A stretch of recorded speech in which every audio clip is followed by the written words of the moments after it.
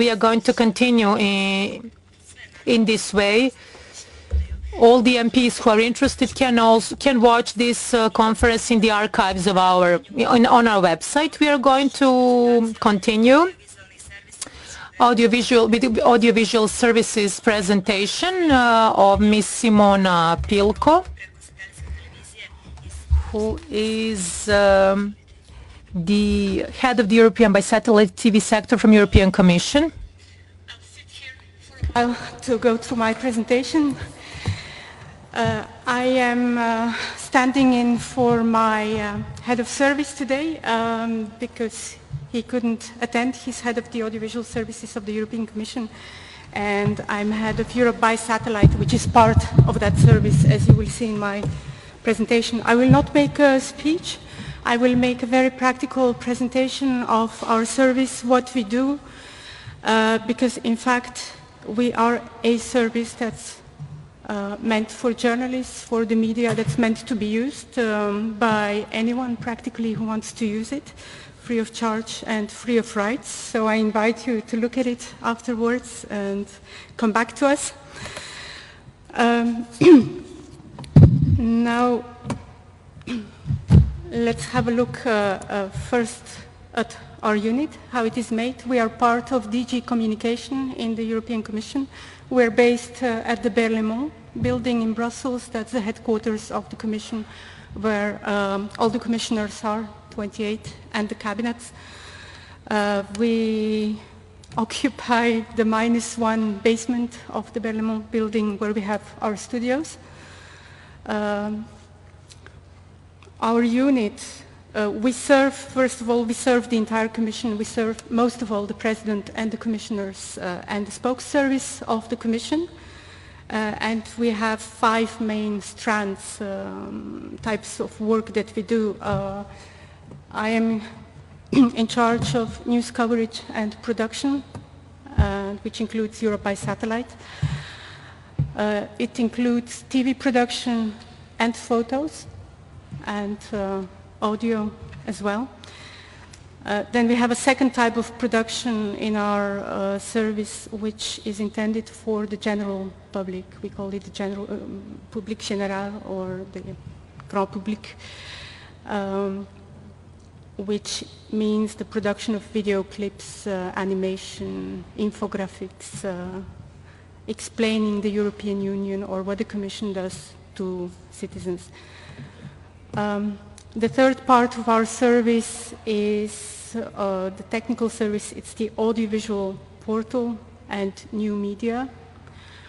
This part of the service takes care that all that we produce is available in a convenient form on the internet, on our portal, that it can be shared, downloaded easily, that it can be embedded by anyone who wants to do that, that it's available on tablets, smartphones, that our content is tweeted also. So we also have various social media platforms. Amongst them, we are present on YouTube.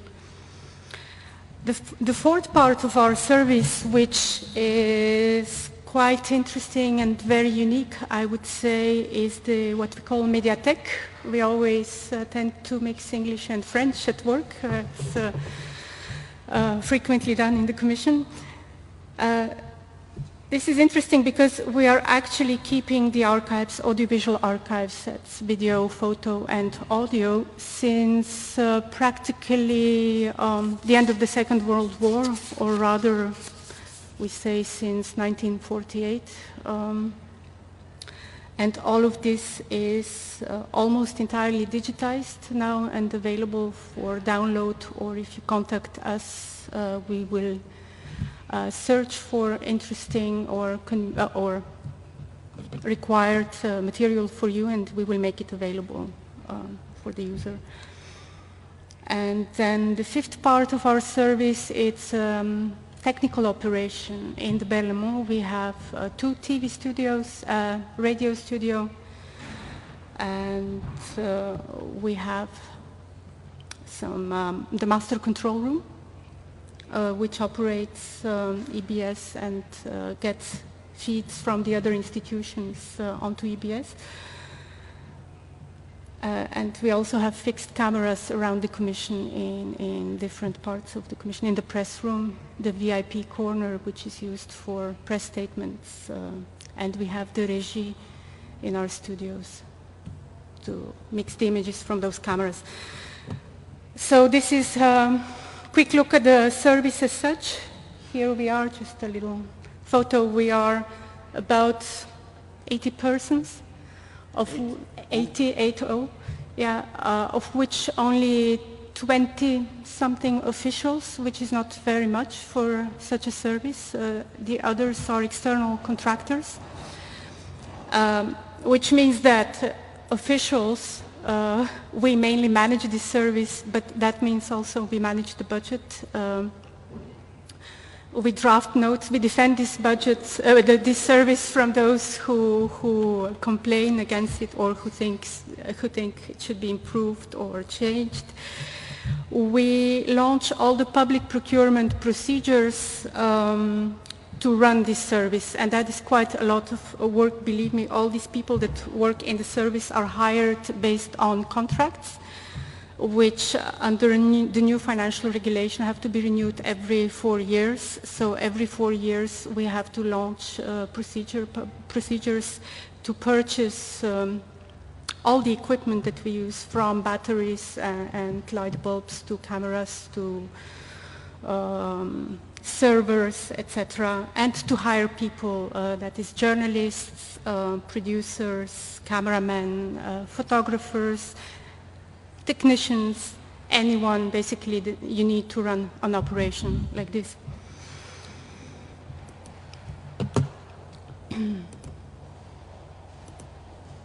So 4 main areas of activity. On the production side, as I said, is what we call news production and production for the general public. On the distribution side, we distribute our content via satellite, the satellite channel, which is called Europe by Satellite, via the internet, and then on social media platforms.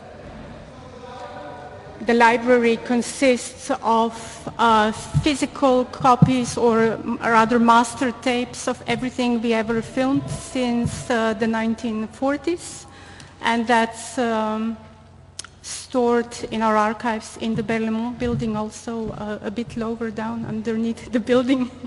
Even we have the original films, for photo films, but of course we also have digitized copies of everything we ever produced. Technical assistance, that's not only the studios that I've already mentioned, but we also assist journalists who need some assistance from us by letting them use camera crews, cameramen, editing suites, or make transmissions, or even our studios can be used by TV stations, by journalists to interview commissioners, for example. We've done that with the BBC, we've done that with the CNN. Lately we've done a lot of studio interviews with Google+, YouTube also. I think the Parliament has done the same. So combining a TV studio environment with the internet and the live interaction with multiple users on the internet.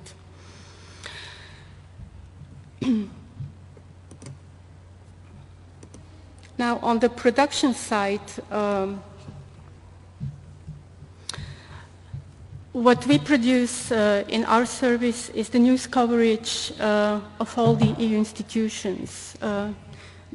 I think this is a unique service in the European Union, because all of the institutions actually produce their own content, and they take care of providing that content to their users. But Europe by Satellite groups all this content in one place and puts it out for the users, so that journalists or citizens know that this is a one-stop shop for them. It's the one place where they're sure to find everything, or almost everything, they may be interested in.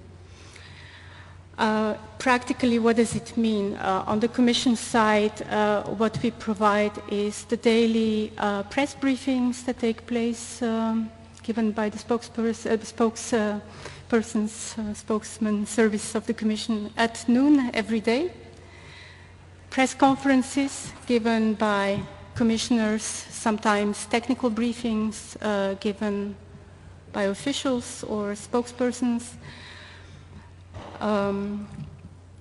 That's all live, of course. VIP corner that I mentioned, there you will have smaller press briefings with fewer languages available for interpretation.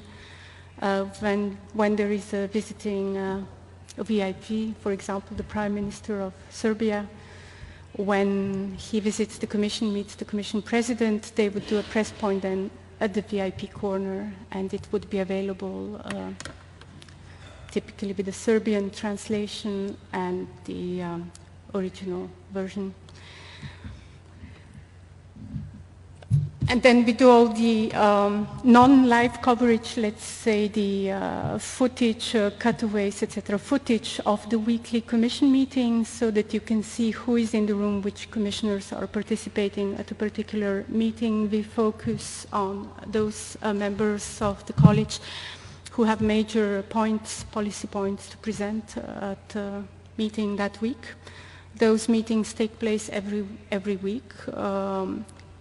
At the Parliament, once a month take place in Strasbourg, so at the European Parliament, on a Tuesday, otherwise it's on a Wednesday.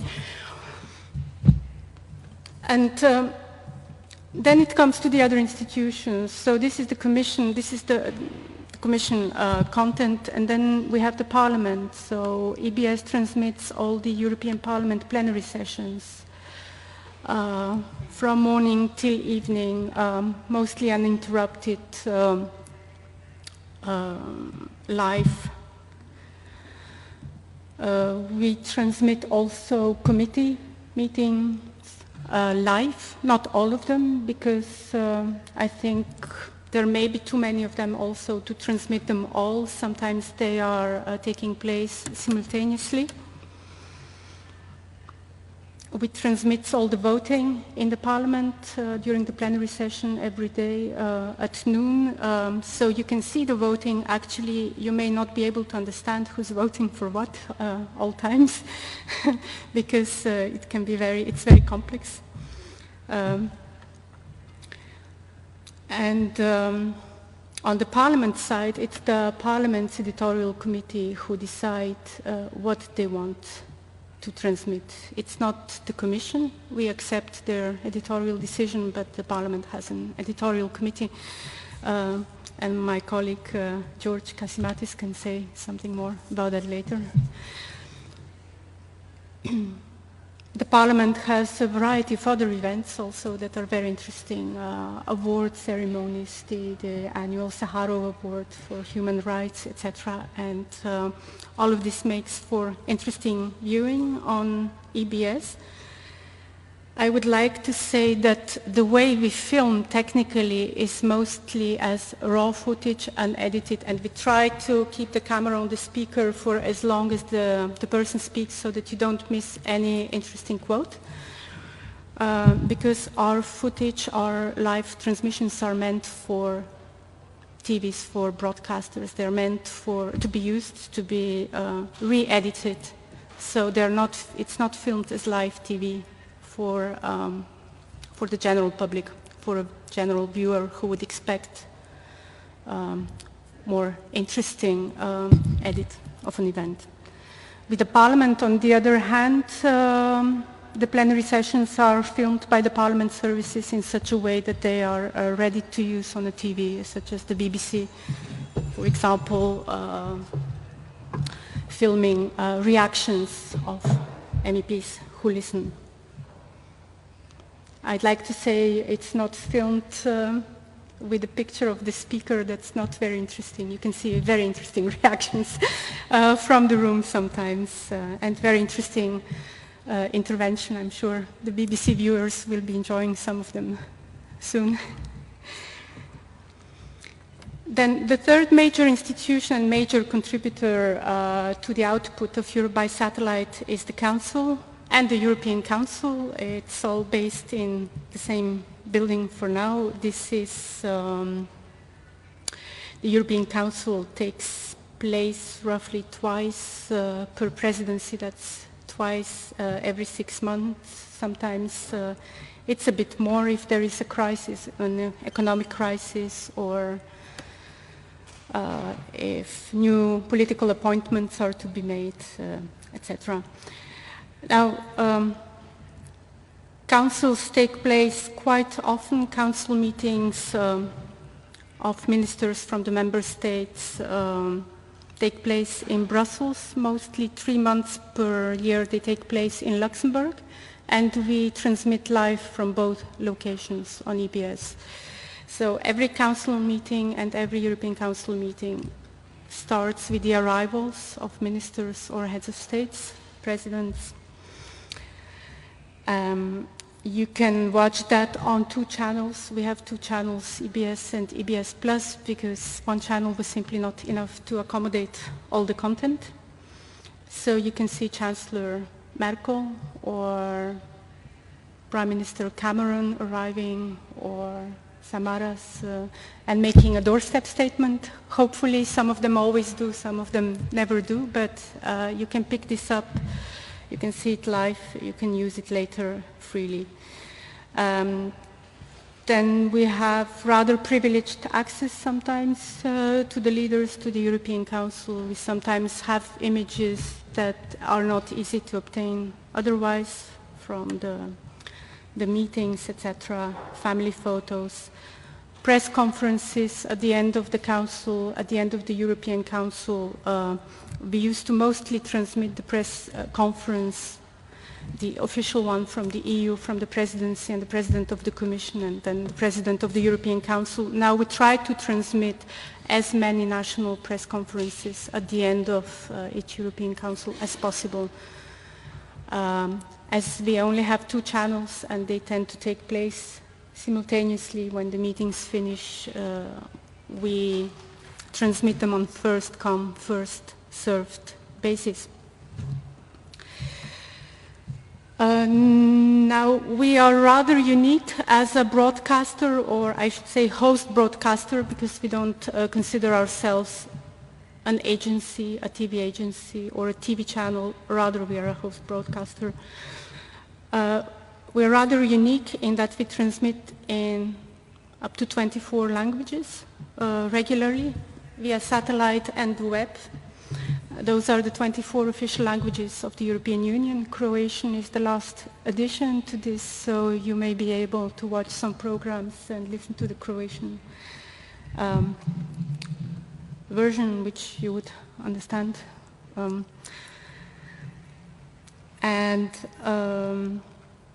We add other languages when necessary. We can have more than 30 languages on our satellite channel. So lately, for example, we've been transmitting reports, press conferences after the negotiations with Russia and Ukraine on energy, on gas deliveries to Europe, and there we provided the Russian and the Ukrainian channel also. The third type of productions we do are documentaries, animations, etc. Documentaries explaining the European Union, explaining the European Commission. Here, as DG Com, we don't produce that much. There are many other directorates general in the Commission that specialize, and they have their own communication units, and they also produce their own documentaries and videos, etc., because they own the content which DG Com doesn't own, so they can produce better documentaries about the tobacco directive, for example, or shale gas or other issues. And all of that comes back to us and is transmitted on EBS and is available from our library.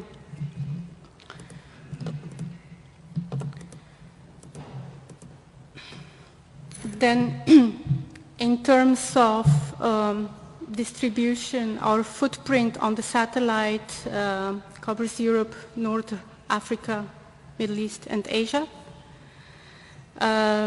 Under our previous contract, we used to have a second satellite covering North America, but we've realized that the viewership on that side of the ocean wasn't that great, and that the internet did the job adequately, so we stopped that service, and now we focus on Europe. But through the internet, of course, you can see us anywhere, anytime.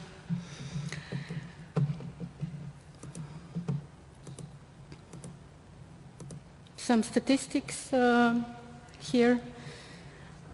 So these are the statistics for last year. We transmitted 2,500 hours, of which half was live.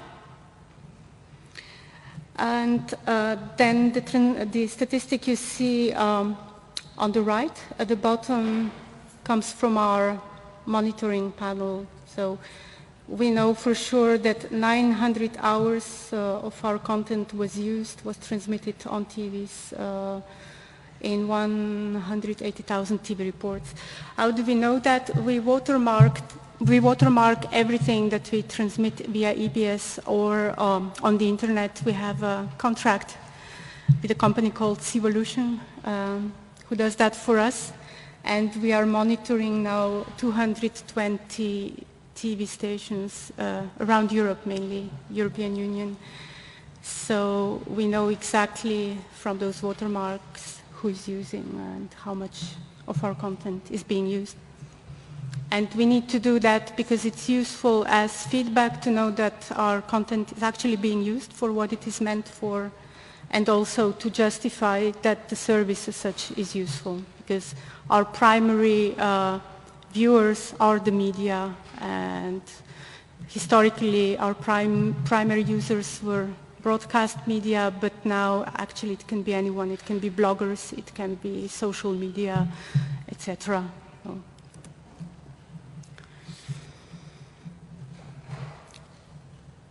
So the rules to use our content are quite easy. It is free of charge. Our disclaimer says for EU information and education purposes, but actually that's not true, because we are not allowed to limit the copyright to that. It goes much wider. You can use it for other purposes as well, because we are a public service funded by the taxpayers, and we are open to all the users. So we appreciate if the users of our content quote the source, but in a lot of cases that does not even happen, but that's how it is. The legal body is the European Union that has to be credited for the copyright, not the Commission. All our content also on the internet is in broadcast quality. You can see a bit of technical information here for audio, MPEG-3 files, photo, JPEGs, and TIFF files. And then we have video in low resolution and high resolution. Low resolution is for web streaming, live and on demand, and for previews, and high resolution is to download and use. And you don't have to register on our website to view the streaming, the photos, etc. And you don't have to register for the low resolution videos, but for the high resolution videos we we request users to register, because by that they accept the terms and conditions of use of our content. And also it helps us understand that our content is being used, which is an important aspect when you're in the public service. So some statistics for the website. We have nearly 8 million unique visitors now. Web traffic has been going up steadily over the past few years. You see there are more than 8 million videos viewed, 85% of that via embed. we put clickable code on our on every video. You can click on it, and there is an icon for sharing on social media platforms, so it goes directly to your Facebook or Twitter account, etc. Or you can embed it, so you get a code which you can then copy, and you can put this video on your website, which is done quite often by newspapers. We've seen newspapers who've never done video or TV before are now using a lot of TV content due to the internet and embedding parts of our clips. Our website also allows you to select the part, to the second. You can select the part of the video that interests you, so you don't have to take the whole debate, but you can just choose the few seconds that you want to use. Due to our registration process, we see also who our main public is. As you can see, more than half of our users are journalists, 54%. A lot of our users come from Brussels, from within the EU institutions, because we all have to keep an eye on what's going on and be informed. And the rest, business, citizens, educational sector, etc. And we have an ever-growing presence on Twitter, 6,200 followers, and we're being retweeted a lot, even by commissioners, by the president, etc. When we publish a video of them, they retweet it. They retweet their own content. A little bit more into detail what kind of journalists use us. So interestingly, mostly the written press, that's for the website, 38%, TV 22%.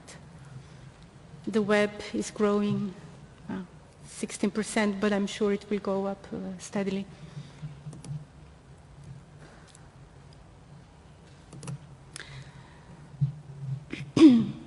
So here you've got the link if you want to put EBS on your mobile phone. It's not an app yet. We will also develop apps in the future, but you can bookmark this and it appears as an app on your phone, and it's compatible with different formats. And here you can watch EBS or EBS Plus live in English, French, and the original version. Here we don't transmit in 24 languages because it's too expensive. Each language costs a lot more via the web with our contractors, so we chose to limit this.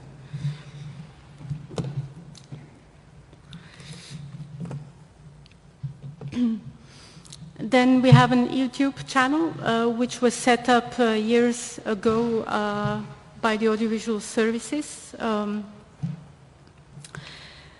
In 2007 already, I see that 22 million videos have been viewed on YouTube, EUTube in the meantime, 23,000 subscribers. I think all the institutions have YouTube channels now. We were the first. We still provide the content for this channel, but we don't manage it anymore. That's gone to the social media internet unit. They manage that. We used to allow comments on our EUTube channel. We moderated comments, but we don't do that anymore. The comments are now disabled for a couple of years because we simply don't have the staff to do that. As I said, in the audiovisual service, we are just 20 officials who have to manage the service and deal with the financial management, human resources, etc. And we don't even cover all the languages in terms of staff, all the languages in which we transmit. So that's a brief look into the future of things that are being developed, amongst them smart TV platform. Our portal will be updated next year, The library, I mentioned it. So you can see we have nearly 200,000 titles in the library. It may not be always easy to find material on our website, so we recommend that you contact us also if you need something, and you're free to use it. Some statistics of what we added to this digital library last year.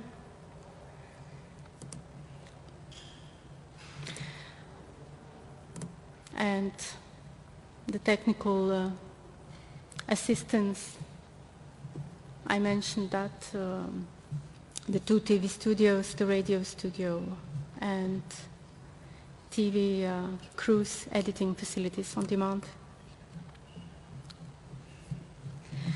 We also can offer playout facilities from the Belmont. We don't pay for the satellite transmission for the media, but we do facilitate the contacts, etc., the playout. That's free of charge. And we provide training sessions. So we provide also, not training for journalists, but we receive a lot of visitor groups of journalists. We may have had journalists from Serbia over the years, and I'm sure that you will be busy organizing many visits to Brussels in the months to come now with the accession process underway. And then you can see our facilities and you can use them also to set up interviews, etc. That's it, briefly.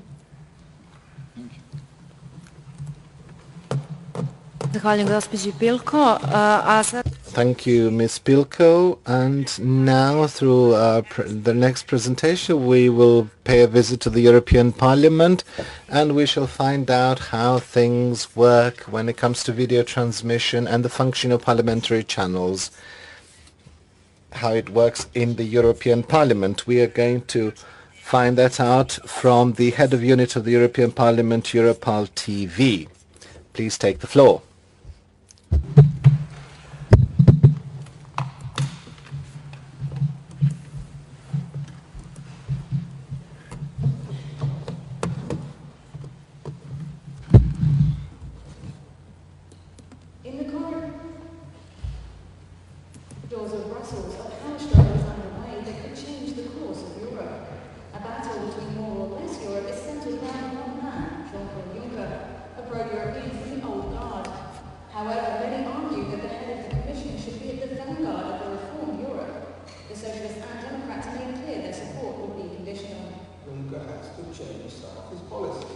This is a condition where, when we will support it. On the other hand, we have to recognize that anti-austerity vote has not been as strong and as clear as we would like to wish.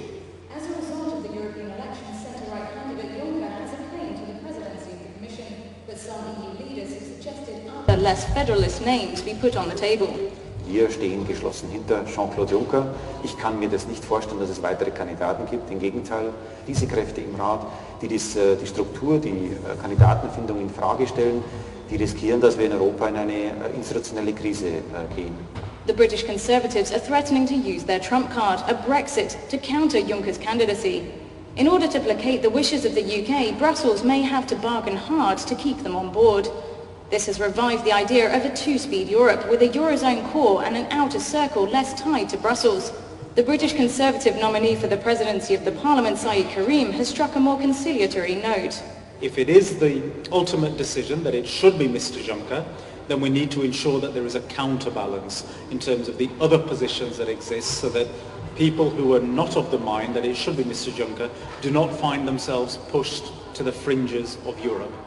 What started as an exercise in democracy has descended into a political battle. The next 10 days will decide whether Europe strikes the right balance.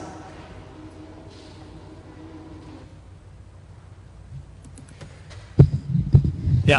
Hello, my name is George Kasimatis. I'm the head of EuropalrTV. I just wanted to bring you the latest news from Brussels. This is our news journal of last night.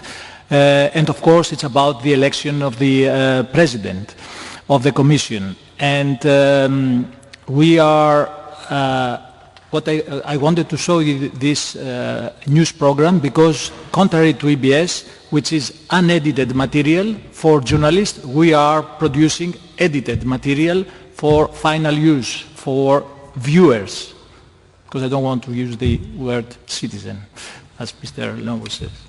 So, I would like to make a short presentation of EuropalrTV, of what we are doing,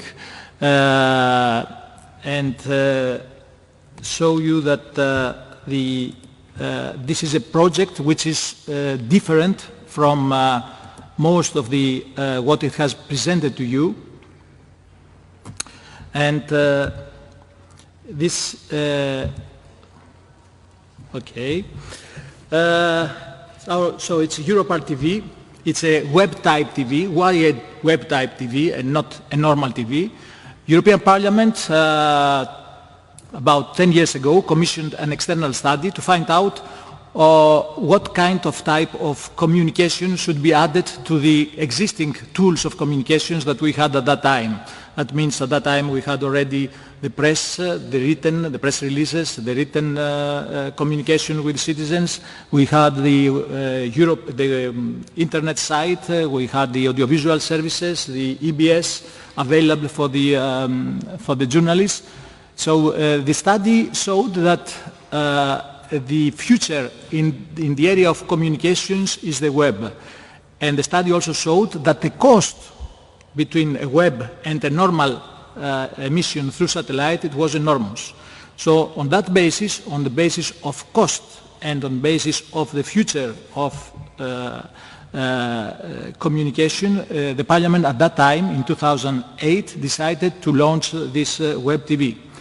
Why it is unique? The European Parliament TV is unique because we are available in 24 languages.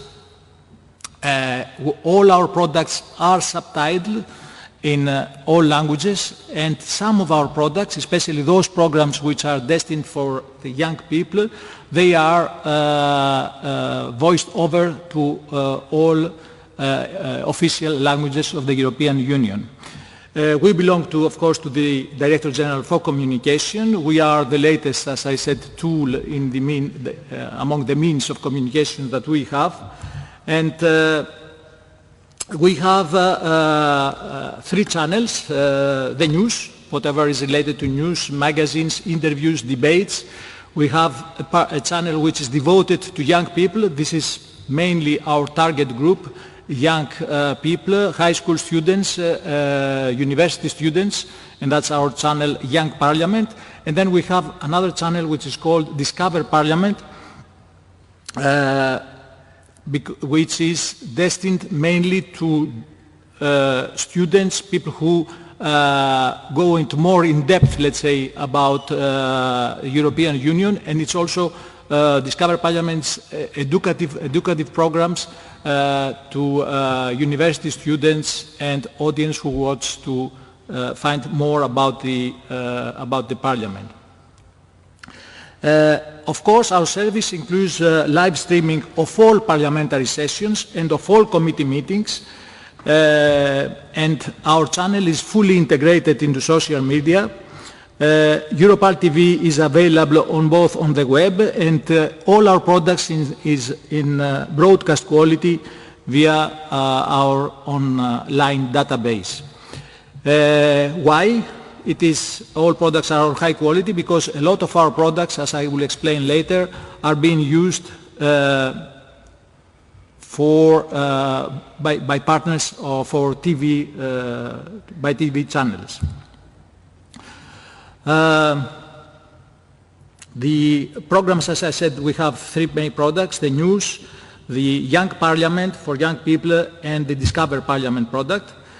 And we have also already about 3,000 videos in our archives. We operate through 2 external contractors.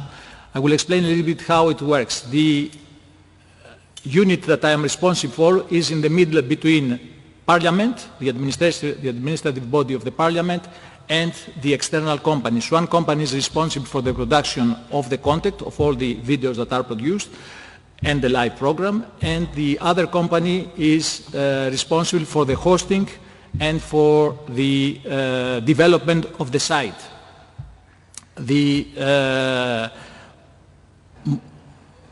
total number of people, including the people that are employed by the external companies, is around 55 people. There we have to include a large number of translators. As I said, all our products are subtitled or voiced over in all languages, so we have about 15 people working on translation, and we, as you can imagine, our budget, 20% of our budget is on subtitling and voicing over.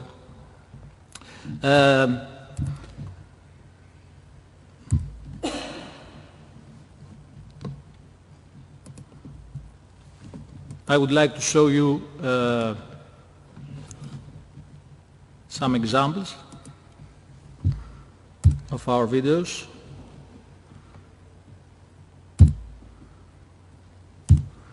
Doesn't work. Now it will work. The European Union is made up of three big houses: the Commission, the Council of the EU, and the European Council, and then there's the Parliament.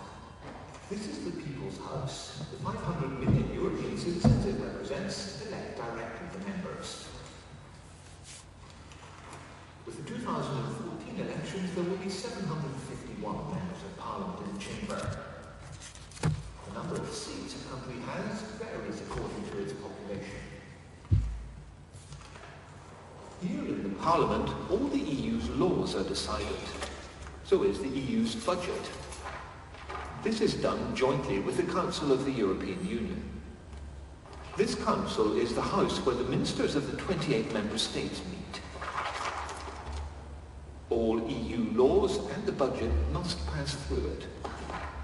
It holds a key position as it also houses the European Council, representing the interests of the 28 member states. Heads of state and government come together to determine the EU's general political direction. And our final stop on the tour of the EU's houses is the Commission, the EU's executive body and the guardian of the treaties. The Commission proposes European laws and implements the laws once they're adopted. It also ensures that the treaties are upheld.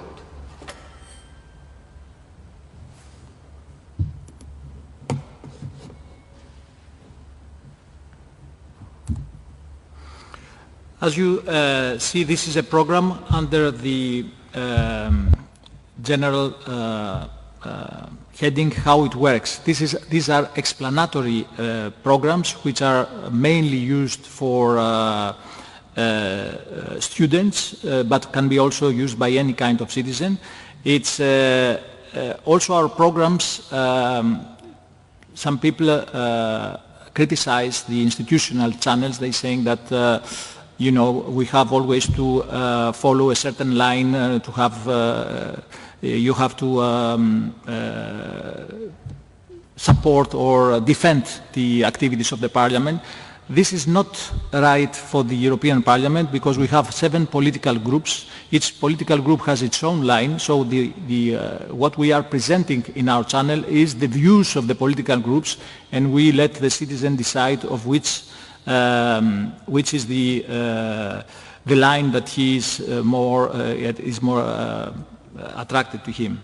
As you can see from this table, we have programs. Get a Picture is a program with animated infographics, very short program, about 2 minutes maximum. It's very friendly it's a program friendly to the web. The How It Works also can be used by the web. We have magazines.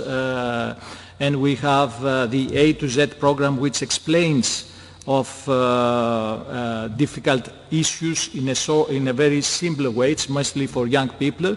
We have the news, as you have seen, which mostly takes from 2 to 3 minutes. We have historical programs, which is for TV destined, which is 30 minutes. We have portraits. We have debates, also a big program mainly for TV channels, and of course interviews. I will show you another program. This is an example of the A to Z program, which is mainly destined for young children. And sometimes used to develop household products, agricultural chemicals, industrial chemicals, pesticides, paint, food additives. In some countries, animals are also used to test beauty products, but this isn't allowed in the European Union anymore. Today, you can't test cosmetic products on animals anywhere in the EU. In fact, no matter where in the world the cosmetic goods come from, if it's tested on animals, it can't be sold in the EU. It's a total ban. It's taken 20 years for the European Parliament to put into force a full ban. Here's a brief historical breakdown. 1993. The marketing of cosmetics tested on animals is banned. But the proposed deadline is 1998. 1997. The deadline is postponed until 2000. The reason? Lack of alternatives to animal testing. 2004. Animal testing of finished cosmetic products banned. And 2009. Animal testing for cosmetic ingredients banned.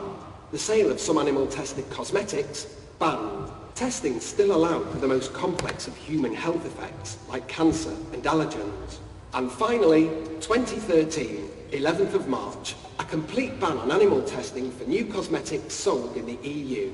End of the story. Well, at least for the EU. But for the rest of the world, about 80% still allows animal testing for cosmetics. The EU's ban could change that. Cosmetic companies all over the world will have to use non-animal methods if they want to sell to EU consumers. And there are quite a large number of us. What, about 503 million? But can I be sure my cosmetics are safe? Hey, new products must still undergo rigorous safety testing. Animal testing will be replaced with non-animal methods, like taking human tissue samples and testing the drugs on them in a test tube, carrying out experiments using computer models and programs, looking at large numbers of statistics. Cosmetic products and their ingredients have to be safe for consumers. It's the responsibility of cosmetic companies. They must have the safety data to support the use of their products. Our health and safety is protected by European law. The question now is, what about all the other products sold in the EU? The ban is just for animal testing for cosmetic goods. The debate goes on in the European Parliament. Well, we'll just have to wait and see. Bye! Okay, so you can see that we take a vote which took place in the Parliament, and we create a whole program explaining the issue, the background, and we make it easy to understand, especially for young people. And it's a product also that can be used on a long-term basis. It's not, it has much a higher lifespan on our site, and we have a lot programs like this. We also use our channel to cover issues which concern not only the European Parliament but also the Council and the Commission, because a comparative or service like the EuropalrTV does not exist for the time being in the Commission or the Council. Of course, as my colleague said, there are some productions, but it's not on a regular basis like our channel. We also take a lot of material from EBS. A lot of our images come from EBS, and what I would like to say is that whatever we have on our site, all our programs, all the content which is there, it's free of any intellectual property right. It's either it's our own footage, our own content, or we have paid the rights if it's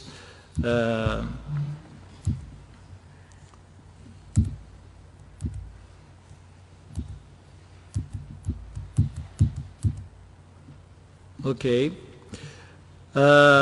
Now, when it was created in 2008, at that time there was the ambition in the Parliament that every European citizen or viewer should wake up in the morning and should tune to EuropalrTV to find out what's happening in Europe. No, as you know very well, this is an illusion and didn't happen. And of course the viewership in 2009 and 10 was very low. And at that time, the strategy changed. The initial strategy was to attract people to come to EuropalrTV, but the strategy in 2010 was that EuropalrTV should be present where citizens are used to get the information, to get the news.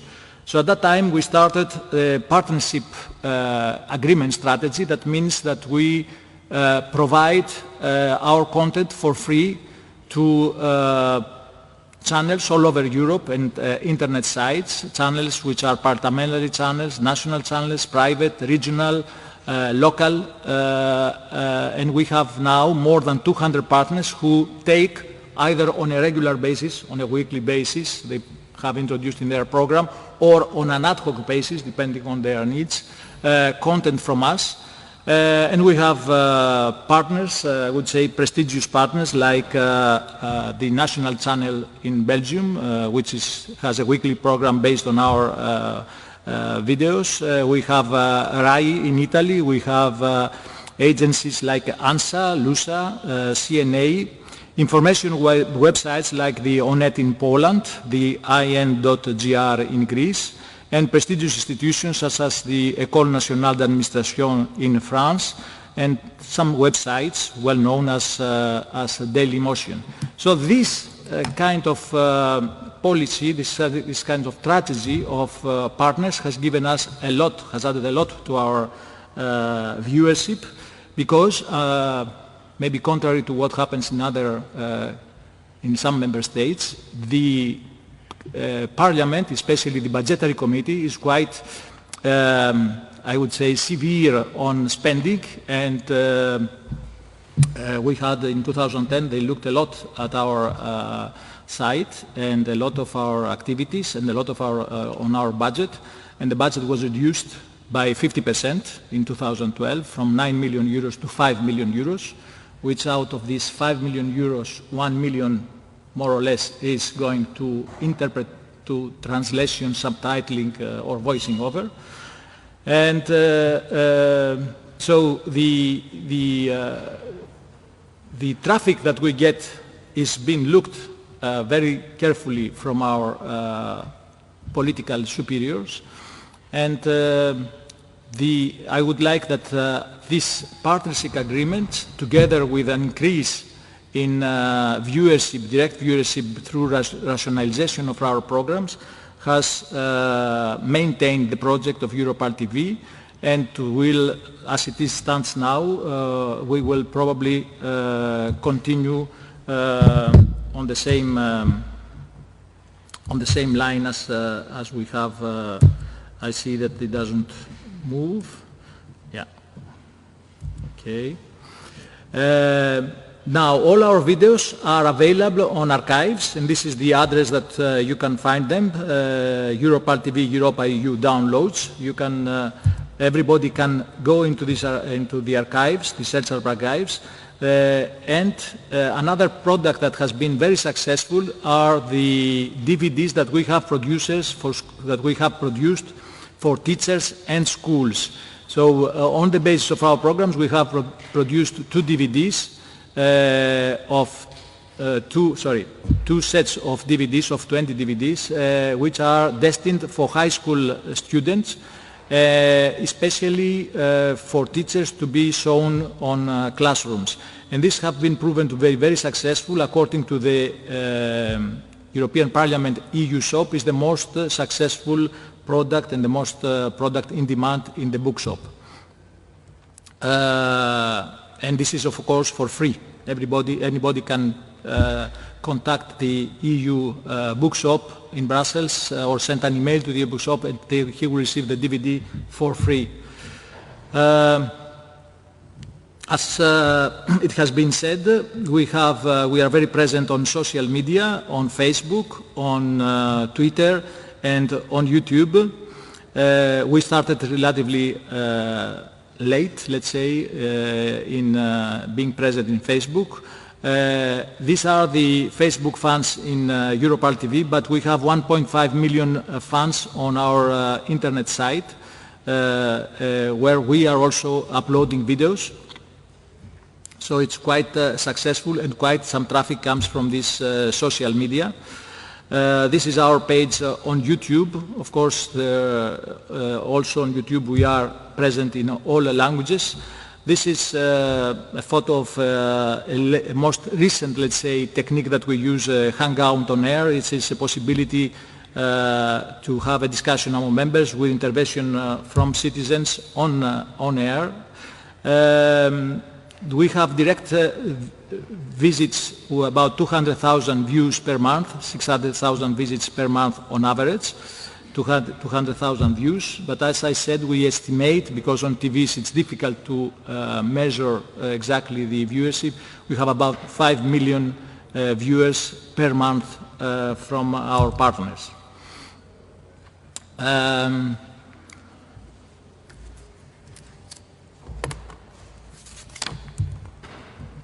I would like just to go back to our site, EuropalrTV, just to show you how easy it is to choose the language that you want and to find the video that you are looking for. So in our site, you will see on the left-hand side there is all the languages which are available. For example, now we are in English, but we can, by clicking, we can change, for example, into Greek.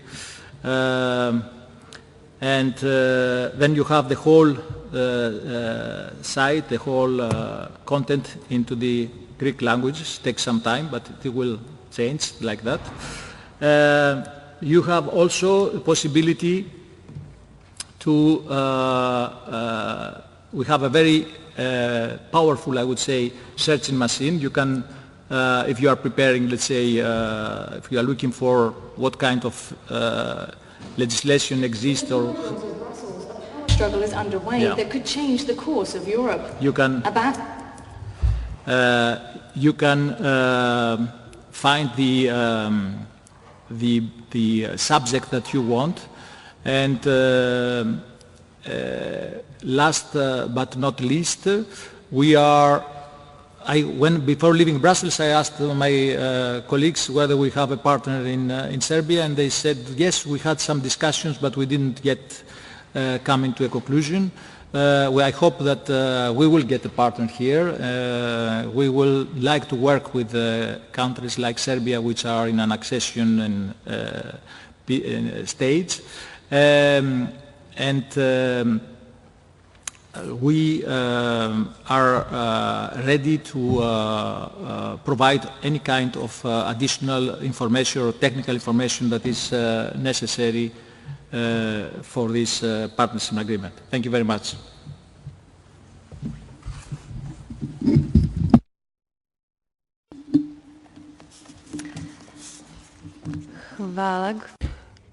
Thank you. We are going to continue with the presentations. Now we are going to hear how it functions in Hellenic Parliament, how the Hellenic Parliament has, as we already said, its TV channel. They have owned it for a very long time, and within this twinning project we discussed many times that this is some kind of an idea which should also come to life in Serbia as well. So this experience is going to be very beneficial to us. On behalf of the Parliamentary TV of Greek Hellenic Parliament, here is Ms. Alexia Koulouri, who is the Chief News Editor of the Hellenic Parliament TV.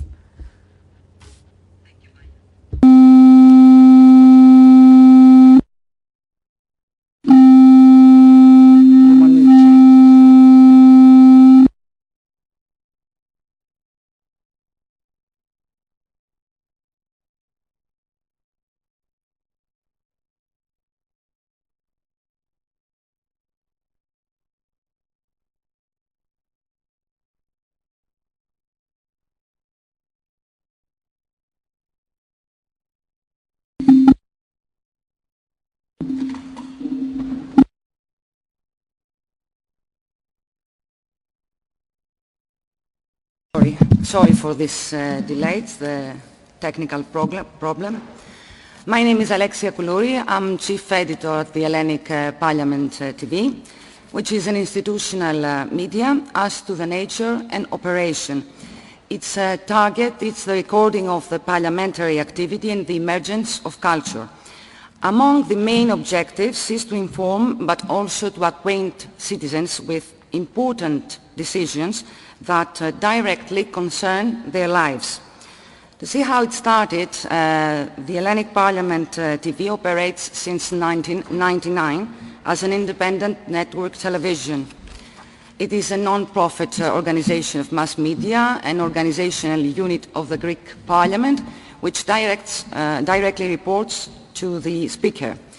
In the beginning, it started for internal use only in order to record the plenary sessions, the committee meetings, and of course provide accessibility to the parliamentary editors and footage to the MPs for their own use. The live broadcasting started on 2001 through satellite with sessions, meetings and a cultural program emphasizing on history, arts, science and biographies. On 2004, the Hellenic Parliament Television started nationwide broadcasting. During this period, the news bulletin started presenting every day's parliamentary activities.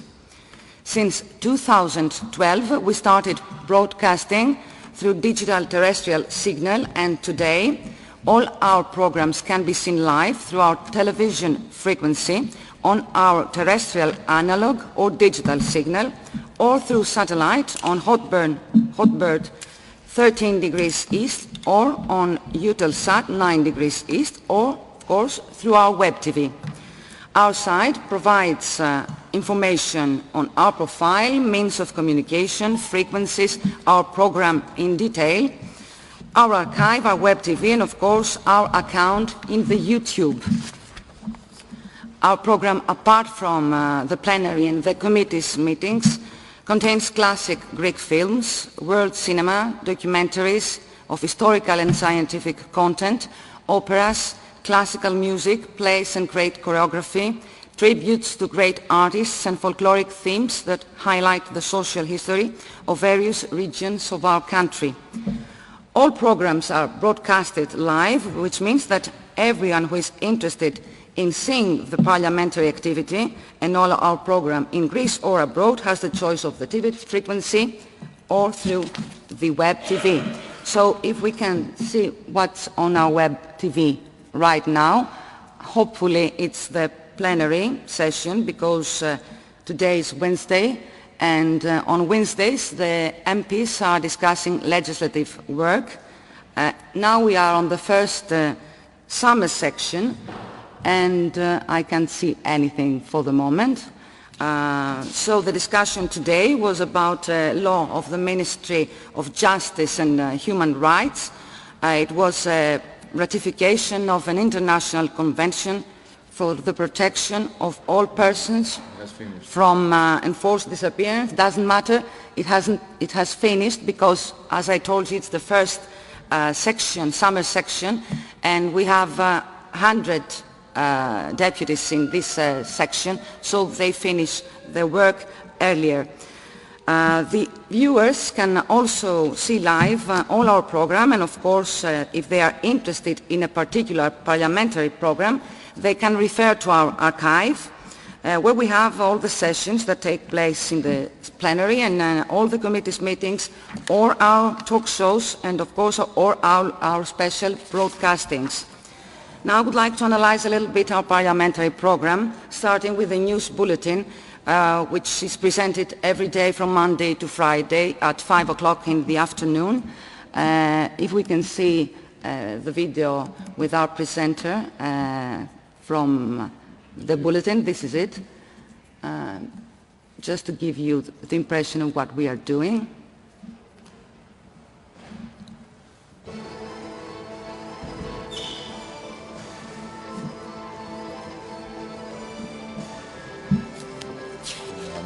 Όχι.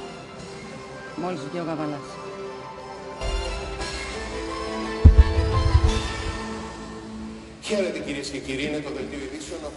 So, this is our newscaster. Our 10 journalists analyze in detail issues concerning legislative work, the exercise of parliamentary control, sittings of parliamentary committees, activities of the Parliament's Presidium, visits of recognized personalities, special interviews of representatives from other parliaments who visit Greece and the Hellenic Parliament, various interventions of Greek members of the European Parliament, as well as other political activities that take place in the Hellenic Parliament. The news bulletin also presents cultural activities that take place in the Parliament, such as the books that are being published by the Foundation of the Hellenic Parliament, as well as exhibitions that are organized by the library or our foundation. By broadcasting these cultural activities, we are helping the Parliament to approach citizens and, of course, students who can visit and see the exhibitions. And we have a projection room where they can see also a video prepared by the Hellenic Parliament TV with the history of the Parliament as a building and as an institution. The most important news regarding the sign language regarding the Parliament's operation are broadcasted every day from Monday to Friday again, but I can't be sure about the hour because it depends on the plenary and how long it lasts until the end. And it's a 10 to 15 minutes bulletin, and it's especially for those who can't hear. It's in the sign language from Monday to Friday. Now, since 2007, a series of broadcasts under the title Members' Pass started presenting the role of the European Parliament. This weekly program, which is about life in the European Union, touches upon matters related to the European Union and attempts a reintroduction for the citizens to the European Union. The leading role is given to Greek members of the European Parliament, scholars, members of NGOs, pundits, Greek citizens, the European Parliament itself, because we are broadcasting through the EBS sessions that are sittings that are very important, from Brussels or from Strasbourg. The journalist, this is Matroni Dikiakou, she was awarded in 2008 an acclamation by the Hellenic section of the Union of European journalists. This is a sample of her work every week. This is a weekly program, which a talk show presented on Sundays. We have also a cultural program titled Meeting, which presents the creative ideas and achievements of well-acknowledged personalities from the world of art, sciences and letters that have marked our era. A meeting giving them the chance to present their current activities, develop their general perspective to the audience and share experience. Our journalist presents tributes to the exhibitions of the Hellenic Parliament that take place in the Parliament or elsewhere, and special reports on other important cultural activities. This is the meeting, and for example, in this meeting is dedicated to the famous Greek filmmaker of the French cinema, Kostas Gavras. Can we have a little bit of sound, please?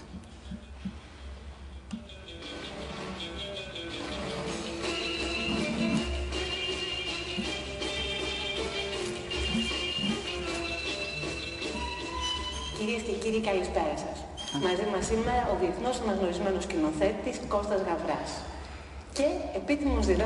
So, my colleague, the journalist Ms.George, is hosting personalities of international prestige, and the program runs every Saturday at 10 o'clock.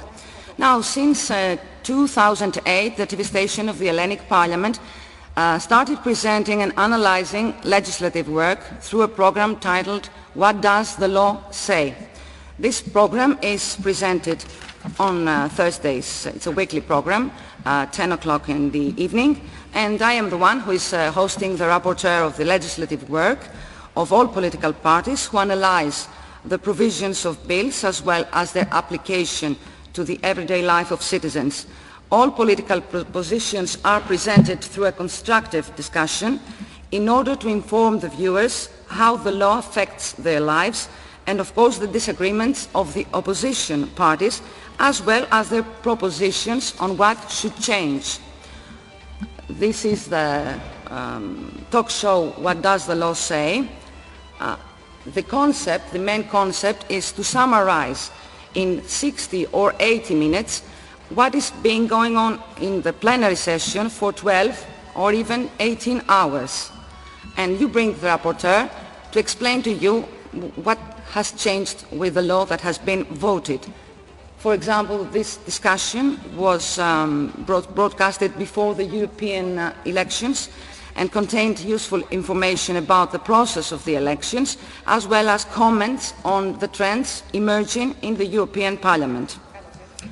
Now, for the needs of the Greek presidency of the Council of the European Union during the semester January-June 2014, we programmed live broadcastings of the interparliamentary conferences that took place in Athens, in Brussels, and with the cooperation of the EBS. And we also hosted interviews of the participants as well as extra talk shows on the subjects of the agenda of the Greek presidency. For the facilitation of the foreign journalists, the Hellenic Parliament operated 2 press centres and a central secretariat and provided footage to whoever wants to prepare a report to Greece or abroad. We also host a special program based on the notebooks of parliamentary discourse. There are books published by the Foundation of the Hellenic Parliament based on important speeches of politicians that have marked our era and are being presented and analysed by politicians with long political route or professors who specialise on political history. We also present books published by politicians as well as tributes on persons who have been honoured by the Hellenic Parliament on a special occasion. As you host in this workshop representatives of other parliamentary networks and of course from the audiovisual services of the European Parliament and Commission, I would like to add that in order to highlight the way that other parliamentary networks work, we have visited so far LCP, Public Sénat and Phoenix in Germany, and we presented through our frequency special tributes on the way that they work and the programs that they produce in order to exchange views and to see what is happening in other countries and to make ourselves better. We also include a link on our site with all the other parliamentary televisions.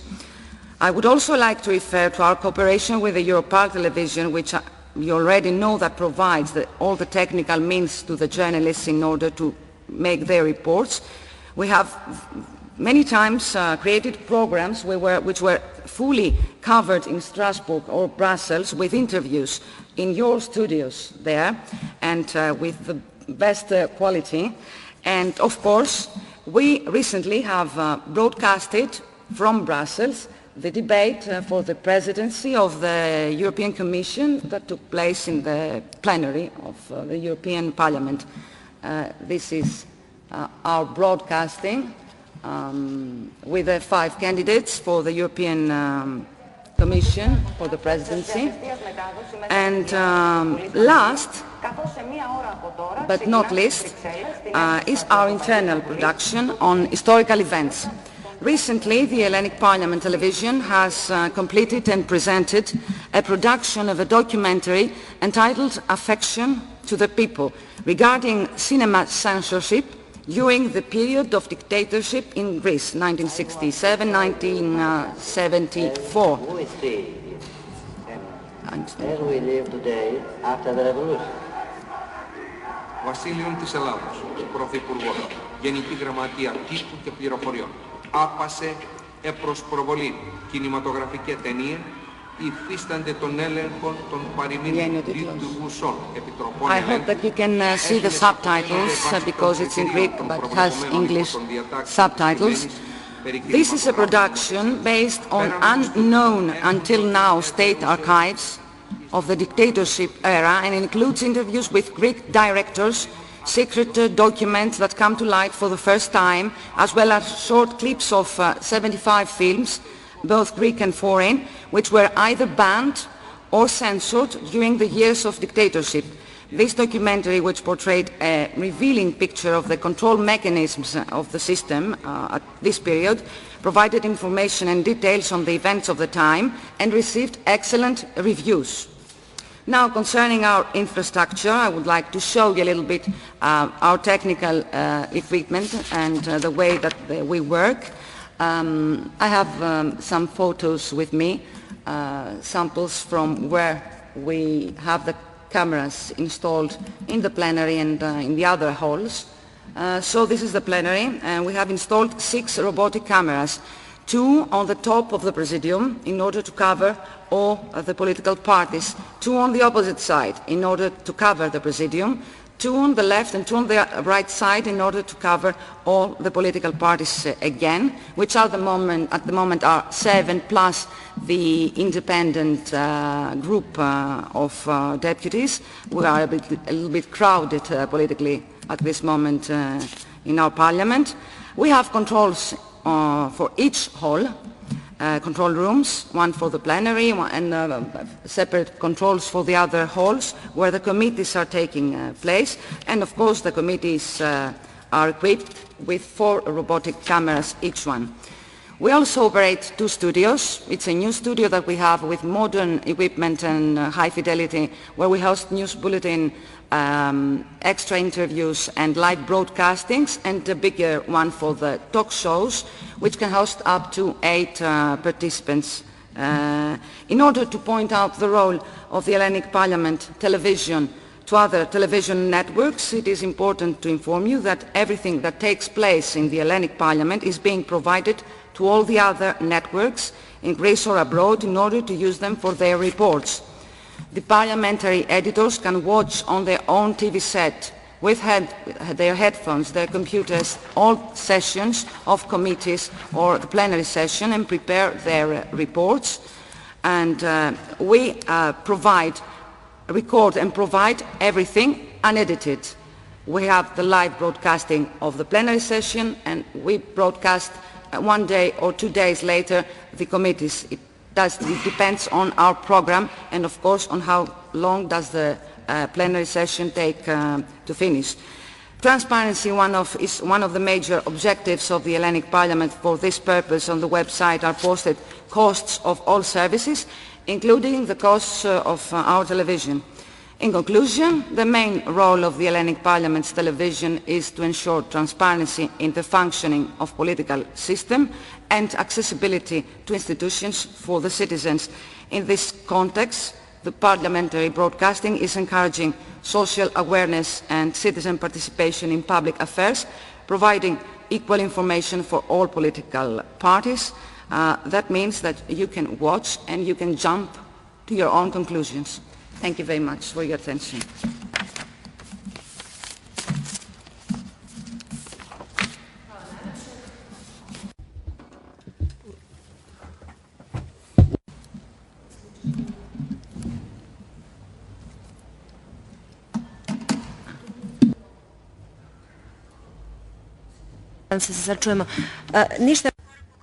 Step by step, we have seen the situation in various parliaments around Europe, see how it works in their case, and we have reached the Serbian case, and we'll compare the experiences that we've just heard about with how it works in our country. We will hear from Mr.Bojan Brkic, who is the Deputy Editor-in-Chief of Radio Television Serbia. Mr. Brkic, if you're ready, please take the floor.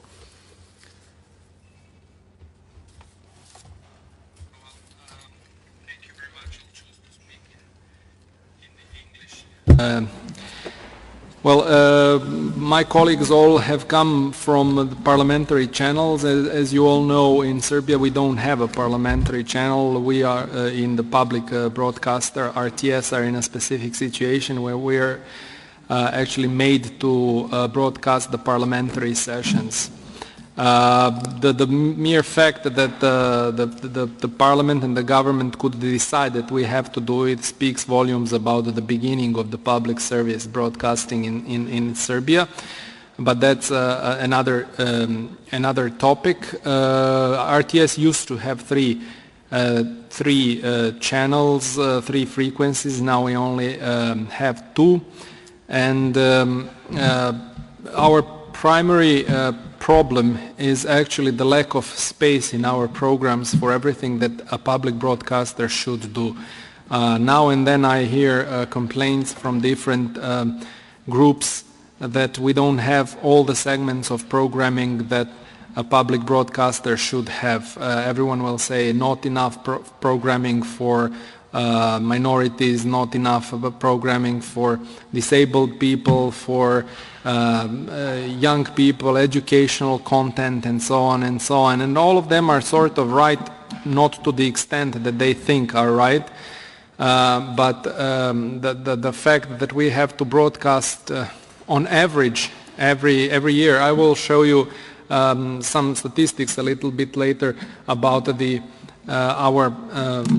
our programming from the Parliament. You will see that on average we broadcast a little bit less than 3 hours of parliamentary sessions every day, but this statistic is pure statistic in the sense that it means it's an average between the days when we have the assembly all day long and the days when the Parliament is not in session at all. So you can imagine the problems that we have. First of all, I would like to say that Parliament is a very cooperative, very transparent institution in Serbia, probably the most transparent institution where you never have any problem with accessing any kind of information. So we don't have any issue with the Parliament. We don't have an issue that we don't believe it is important to broadcast the Parliament. On the contrary, we believe it is very important, and in two different ways. That those of you who were here during the morning session we had may remember my question, whether you think that it is more important just to show the live broadcast of the plenary sessions or committees, or is it better to have an edited journalistic content?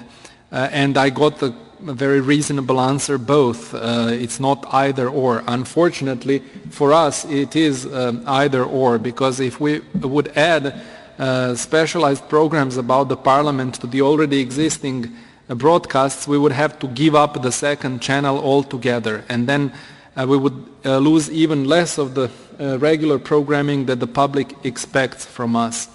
So what we tried to do in the past is to persuade the Parliament that we should actually make some kind of digest of the day's activities in the Parliament and give it a proper fixed airtime on the second channel. We believed, and we still believe, that it would even be more useful for the Parliament in more ways than one. First of all, that edited content would show really the most important activities in the Parliament. In this way, we have the alibi and the necessity to, for instance, very frequently disregard the work in the committees, which, as you all know who are dealing with the Parliament, is frequently much more important than the show for the people in the plenary session. And when I say the show for the people, another use that the Parliament could have from sort of an edited version is that, you know, due to the presence of cameras in the plenary session, the behavior of the parliamentarians change, and I remember when I undertook to translate the BBC's producers' guidelines so that we could write our own on the basis of them. In the guidelines it says if producers of our program who are present on some event, either a public rally or demonstrations or whatever, notice that their presence affects the behavior of the participants and inflames the atmosphere, we should leave immediately, because we tend to report the events rather than influence them or create the news. And my first instinct was to pick up the phone and tell our chief organizer, tell all our people in the Parliament to get out of there immediately.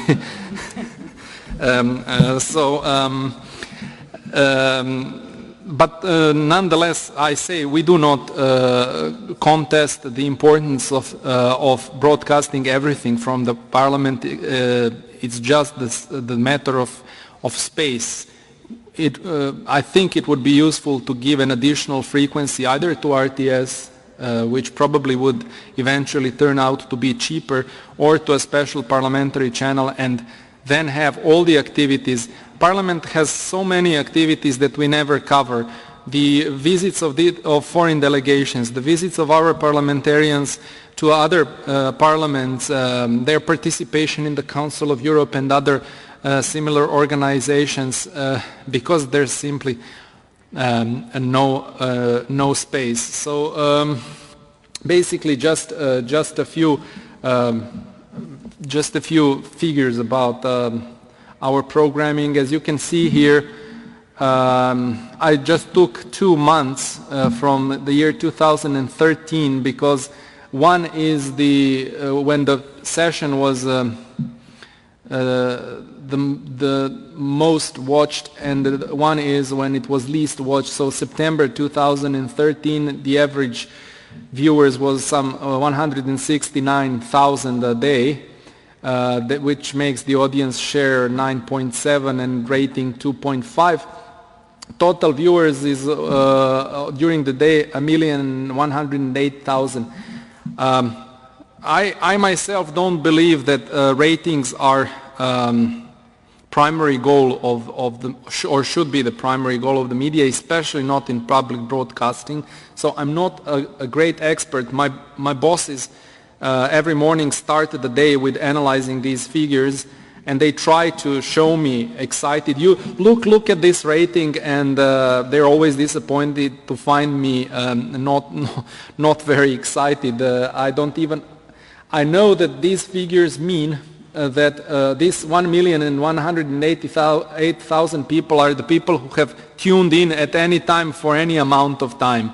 So it's not really the audience that actually wants to watch and watches the Parliament for a long time. And you can see one very important figure here is that in the most popular months, which is the beginning of the autumn session of the Parliament, people do not on average watch the sessions for more than 55 minutes. Maybe another argument for the actually making a digest of the sessions. You see that in May, on average, the people who watched sessions for more than a minute is 57,000 in Serbia. And they watched it for no longer than 28 minutes.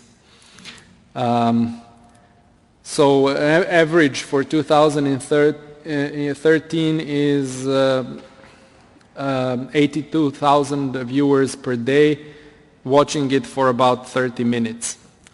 And what did we produce? 250 programs in 2013, 680 hours of programs, which is the figure that I mentioned, 2.42 hours a day on average. That is, of course, on some days we don't have Parliament at all. So, and then the next one is in the previous period, in the period before that, 700 hours a year, or from January 2006 until August 2010, 2,967 hours of programming from the Parliament. So next is how much does it cost the taxpayers?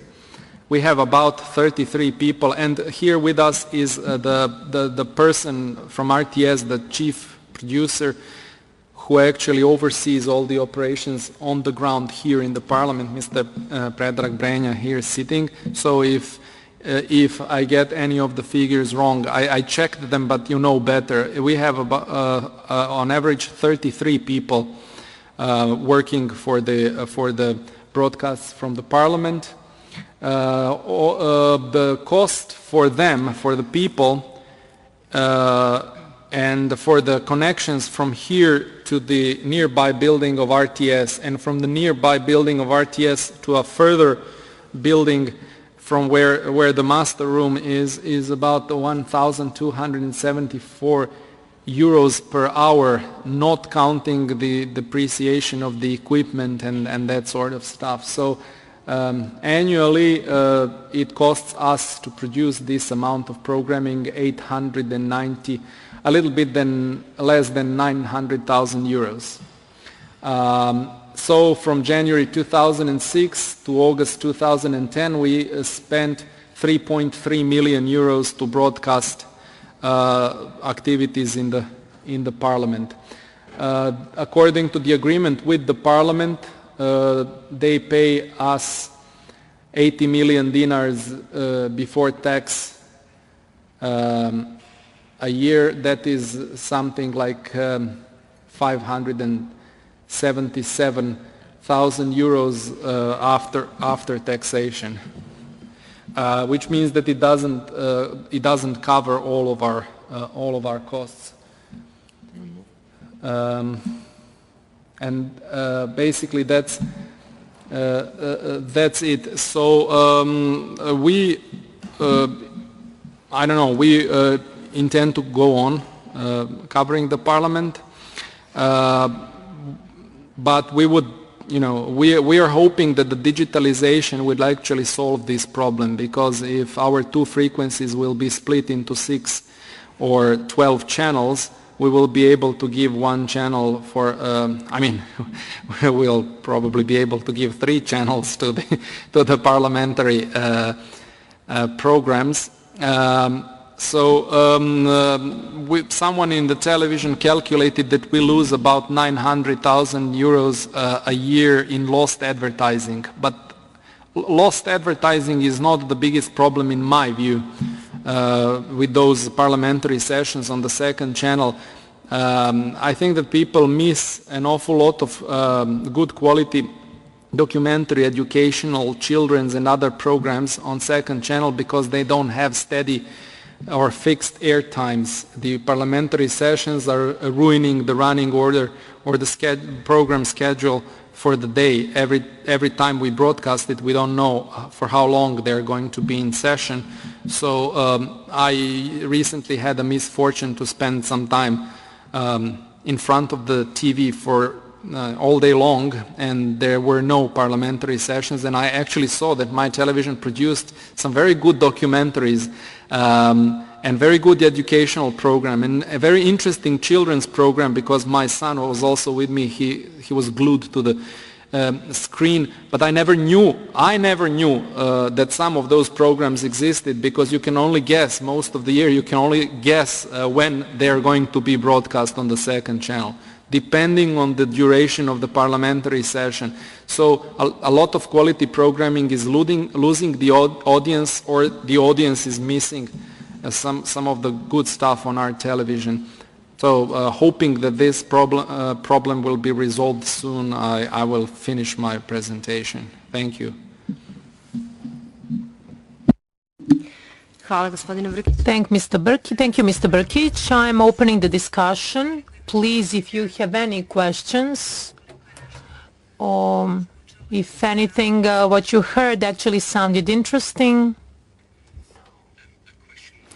Or RTS, which is if you were in the middle of a parliamentary session, a plenary session, and the World Cup football match was due to start, what do you do? Do you stick with the football? What do you go to the football? What happens?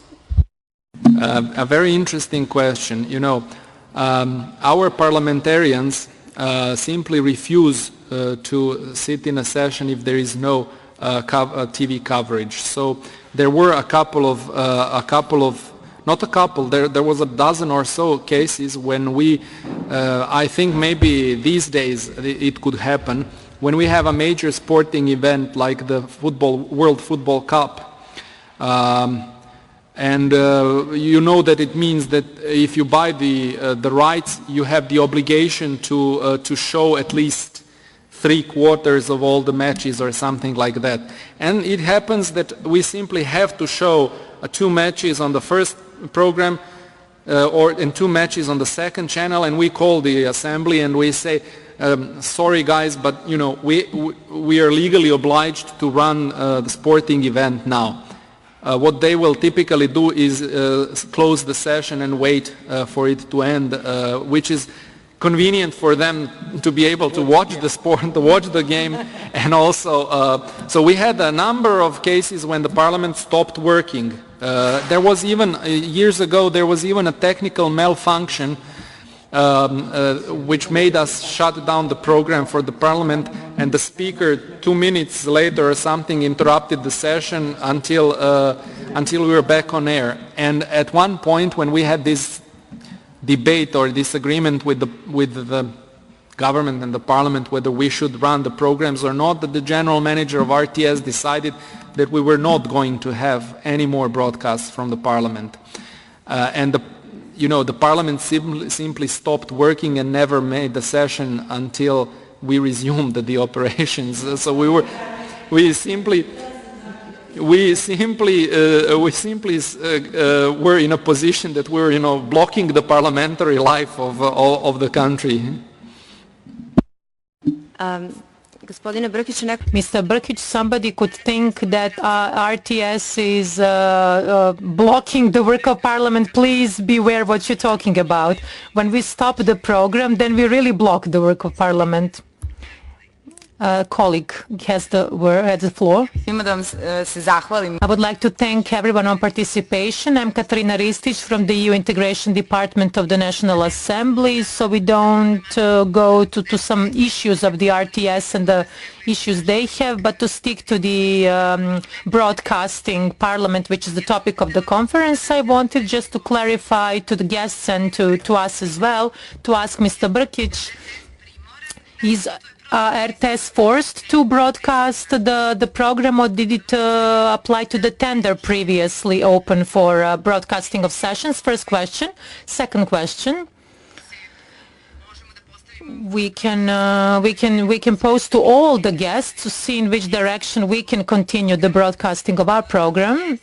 The question is in which way they see what we are currently doing, which is just one part. Plenary session is directly broadcasted in one channel, either over web or internet, the work of the committees and conferences. Do you think that this confuses the citizens? Do you think that they are relying maybe to some other channels, to plenary sessions more than to web? And in which way do you see some first step that we could make towards unifying or starting to unify this program on this or that way, in this or that way? I'm first going to very, very quickly answer to the first question. There was a time when we attempted not to broadcast the Parliament, and then it turned out we had to in the end. But in the meantime, we came to some sort of agreement and consensus that we have to do it until the better and more quality solution is found. And now we are applying to tenders, and they are selecting us.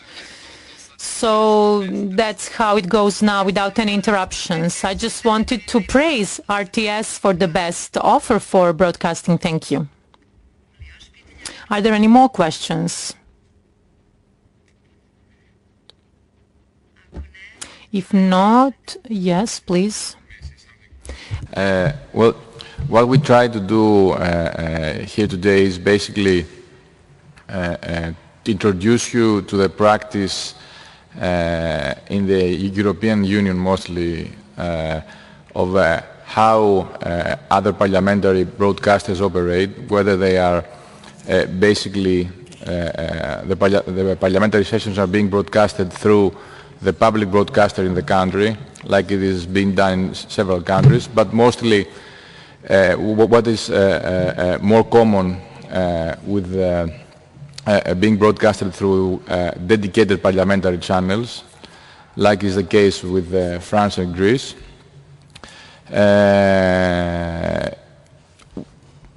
You have basically all the experience presented to you. Whether you are going to go in the future, well, it's going to be much easier once digital terrestrial television is introduced in Serbia. but how you will go in the future towards a dedicated parliamentary channel run by the Parliament or through your public broadcaster RTS, it is something that it will be decided in a proper time when the time comes. And it has to do with issues that actually are beyond us here today.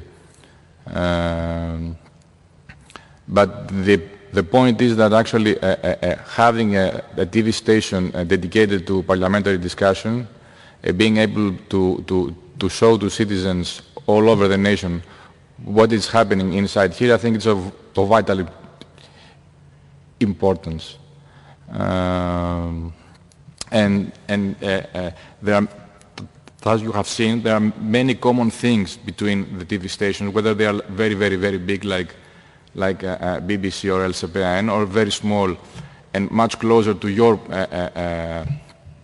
country and your example, which is the Greek example, where we managed with a very, very, very limited budget, but being very innovative in many things, to have something that has lasted for, we started more than, almost 15 years. And we gradually developed. We started very, very small. We were broadcasting only the parliamentary sessions and only on satellite in the very, very beginning. And we developed year by year, gradually by educating both the MPs and the political system and the citizens, and by finding the right money. So it's not something that you have to, be from, you have to become in one day CNN. It's something that you develop slowly. Thank you.